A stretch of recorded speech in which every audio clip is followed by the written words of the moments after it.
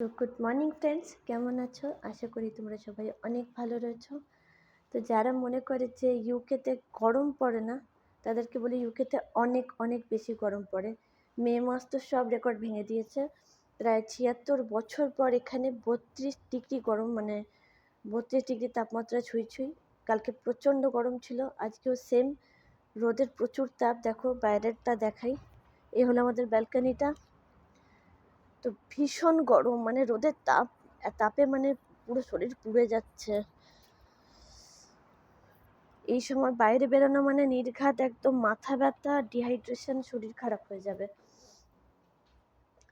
তো কালকে তো টুকাই বয়রা এসেছিল, বেশ খাওয়া দাওয়া হলো, আনন্দ হলো, অনেক গল্প গুজব হলো, অনেক গল্প হলো। তো তারপরে ওনারা বাড়ি চলে গেলেন। তারপর আমি আর ব্লগটা করতে পারলাম না, ভেবেছিলাম কালকে ব্লগটা বানাবো, কিন্তু আর করতে পারিনি। তো আজকে এত গরম, এত মানে শরীর খারাপ করছে দিনের বেলায়, এতটা বেশি গরম, বাইরে তো বেরোনোই যাচ্ছে না। এই সময়টা একদম ঘোরার পক্ষে একদম ঠিক না। শুধু বিচে যাওয়া যেতে পারে, কিন্তু বাইরে ঘোরাঘুরি করা একদম এই মুহূর্তে অসম্ভব ব্যাপার। আগে ইউকেতে এত গরম পড়তো না, বিগত ৩-৪ বছর ধরেই এই গরমটা চলছে নিয়মিত।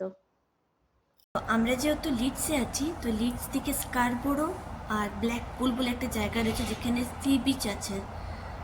তো ওখানে যাওয়ার চেষ্টা করবো একবার। আমার তো এই ওয়েদারটায়, এই চাই রোদে একদম আমার তো এখন সমুদ্রে যেতে ইচ্ছা করছে, সমুদ্রে স্নান করতে ইচ্ছা করছে। জানি না করতে পারবো কি না।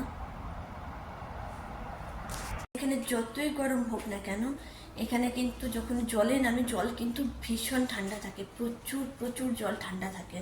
তো তার জন্য আমাদের পক্ষে তো সম্ভব না যে এখানকার বিচগুলোতে স্নান করা। সমুদ্রে কিন্তু যা গরম পড়েছে, ৩২ ডিগ্রি, ৩৩ ডিগ্রি, ৩৩ ডিগ্রি পৌঁছায়নি, ৩২ ডিগ্রি চলছে। তো মে মাস মনে সব রেকর্ড ভেঙে দেবে। তো এই ৩২ ডিগ্রি গরমে আশা করতে পারি যে আমরা বিচগুলোতে স্নান করতে পারবো। আমি যতবারই এদের বিচে নেমেছি ততবারই শুধু পাটুকু ভিজিয়েছি, সাহস হয়নি, কারণ জল এত এত পরিমাণে ঠান্ডা ছিল। কিন্তু এবার আশা করতে পারি যে স্নান করতে পারবো। আমার বরকে বলেছে যে স্কারবোরো বা ওই ব্ল্যাকপুল বলছিল এখানে বিচ রয়েছে, তো ওখানে যাওয়ার চেষ্টা করব। আর যদি চাই তো সেটারও ব্লগ বানাবো, তোমাদের সাথে শেয়ার করব। তো আজকে সকালটা তো এইভাবে রোদ দিয়ে শুরু হলো একদম। এখানে সবসময় বৃষ্টি হয়, বেশিরভাগ টাইমটা বৃষ্টি হয়, আর একদম ক্লাউডি ওয়েদার থাকে। তো রোদ এখানে পাওয়া নাকি এদের কাছে, এরা মনে করে ইউকের লোকেরা যে খুব ভাগ্যের বিষয়। ওদের কাছে সামারটা নাকি ওরা খুব এনজয় করে, কিন্তু এইবারে সামারটা মনে হয় না ওরা এনজয় করছে, কারণ ভীষণ পরিমাণে গরম পড়েছে। আর সময়ের আগেই চলে এসছে গরমটা। মানে মে মাসে এত গরম থাকে না সাধারণত, কিন্তু এই বছর মে মাস থেকে স্টার্ট হয়ে গেছে, আর ভীষণ প্রবল তাপমাত্রা। তো এটা হলো ইলিশ মাছ। তো আজকে ইলিশ মাছ ভাজা, ভাত আর আলু ফুলকপির তরকারি রয়েছে, সেটাই খাবো। ইলিশ মাছগুলো ছোটোগুলোই বার করেছি, অনেকটাই নিয়ে এসছে, আমার বর প্রায় 2 কিলোর মতো নিয়ে এসছে।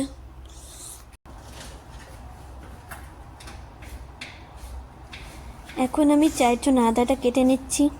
আদাটা কুচি কুচি করে কেটে তারপরে চায়ের মধ্যে দিয়ে আর ভালো করে দুধ চা বানাবো, দুধ আদা চা। তোমরা কারা কারা খেতে ভালোবাসো অতি অবশ্যই কমেন্ট সেকশানে জানিও, আর যদি না জানো তাতেও কোনো আপত্তি নেই।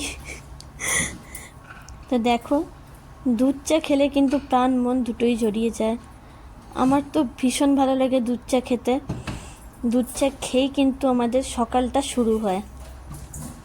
আমার বর আবার একদমই চা খায় না, যেটা ওর হেলথের পক্ষে অনেক ভালো, এবং যারা চা খায় না তাদের হেলথের পক্ষে অনেক অনেক বেশি ভালো।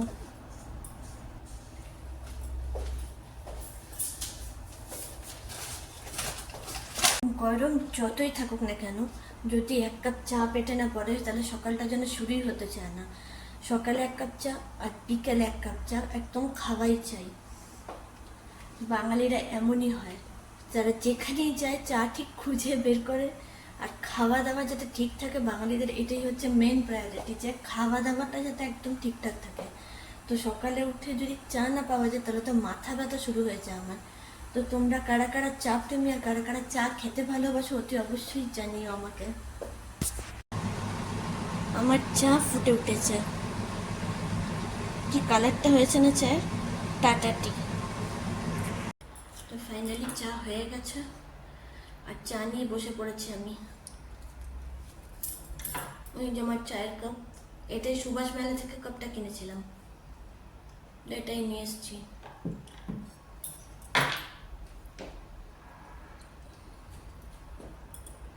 সকাল সকাল চা খেলেই জমে যায় দিনটা। আমি তো চা প্রেমী, আর চা ভীষণ ভালোবাসি।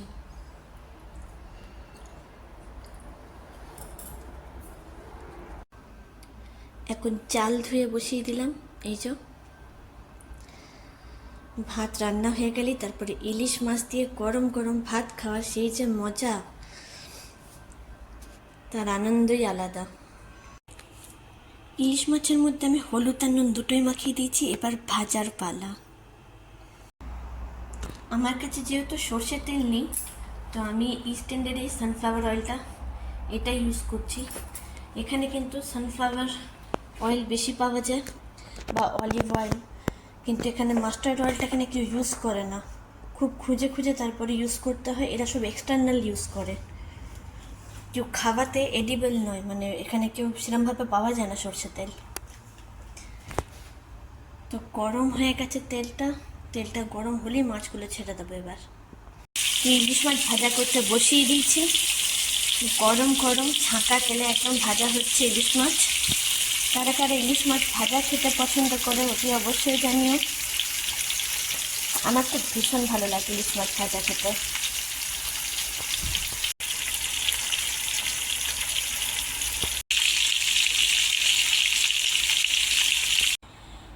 মাছ ভাজা আমার কমপ্লিট হয়ে গেছে, এবার স্নান করে খাবার পালা। তো চলো দেখতে থাকো ভিডিওটা। এখন প্রায় 1টা বাজতে চলেছে, আর আমি যাব স্নান করতে। স্নান করে এসে গরম গরম ভাতের সাথে ইলিশ মাছ দিয়ে একদম মেখে, এই গরমে কিন্তু দারুণ লাগবে খেতে। তোমরা কি বলো? চলো খাওয়ার সময় দেখা হচ্ছে আবার। তো এখন বসে পড়েছি খেতে। এখন প্রায় ঘড়িতে 4টে বাজে। আমার বরের অফিস চলছিল, তো তার জন্য খেতে পাচ্ছিলাম না। আর যে কাঁচা পোস্ত বেটে যে খুব খেতে ইচ্ছা করছিল। এই দেখো ভাত নিয়ে নিয়েছি, আর সামনে ল্যাপটপটা। তো এখন রোদটাও পড়ে গেছে, রোদটাও এখন বেশি নেই, আর এখন খেতে বসে পড়বো। এখন প্রায় 4টে সাড়ে 4টে বেজে গেছে। তো 4টে সাড়ে 4টে বেজে গেছে, এখন জাস্ট খাবারটা খাবো, খেতে বসবো।